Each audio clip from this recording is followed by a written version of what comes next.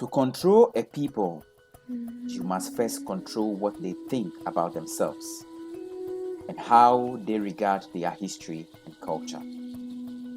And when your conqueror makes you ashamed of your culture and history, he needs no prison walls and chains to hold you bound. Today we are looking at why the Bible was the only book slaves were allowed to read during the time of slavery. Come along with me. During slavery, it was illegal for Africans to read any book other than the Bible. And anyone caught reading philosophy, science, governance, history, economics, and any other genre of literature faced the death penalty. The slave master understood that the Bible was a tool to limit the thinking of black Africans and to keep them perpetually subservient.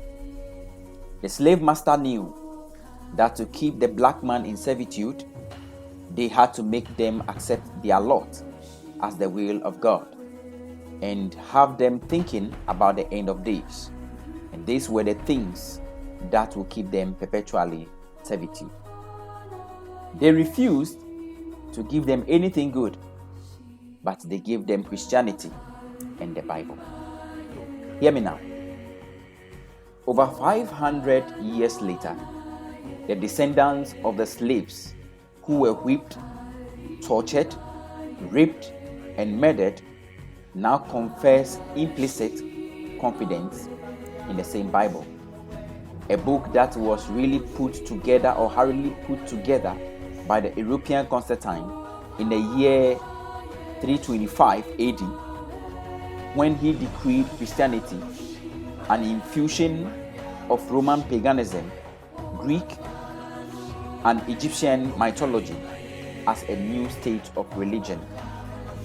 And his troops would violently convert most of the world's population to this newly formed order by forcing them through violence.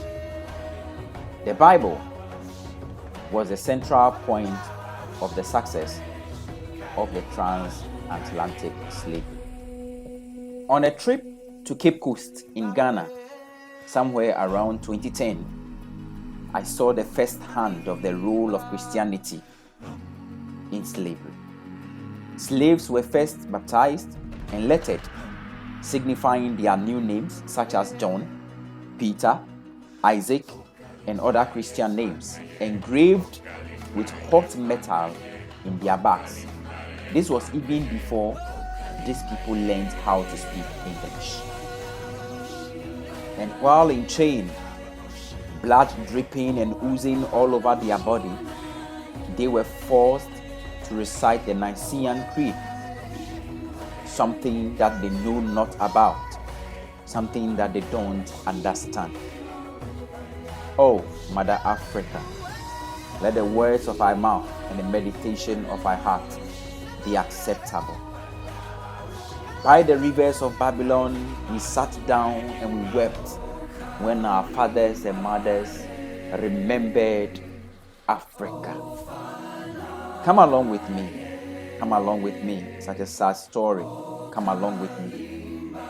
Some biblical verses that were used by the slave master to justify its slavery, just to mention a few, are Ephesians chapter 6 verse 5. It says, slaves, obey your earthly masters with respect and fear and with sincerity of heart, just as you would obey Christ. Another one said in Ephesians chapter 6 verse 9, he said, and masters, treat your slaves in the same way. Do not threaten them, since you know that he who is both their master and yours is in heaven. Another also states in the book of Colossians chapter 3 verse 22, it says, slaves, obey your earthly masters in everything, and do it not only when their eyes is on you, and to win favor in their sight, but with sincerity of heart and reverence forth the law. Slaves were made to believe that revolting against the oppressor was a rejection of God. Up till today, many Africans know the Bible from the beginning to the end, but they don't know anything or little about themselves or ideas that can improve their lives. They feel Jesus in their spirit, and they are absolutely sure that Christianity is the only religion. Over 500 years of the introduction of this Christianity, Africans are still languishing in ignorance of who they are and what they are. The damage has already been done, but Africa can rise again. It has been the African History class. Please like, subscribe, comment, and share our video to support us. Thank you.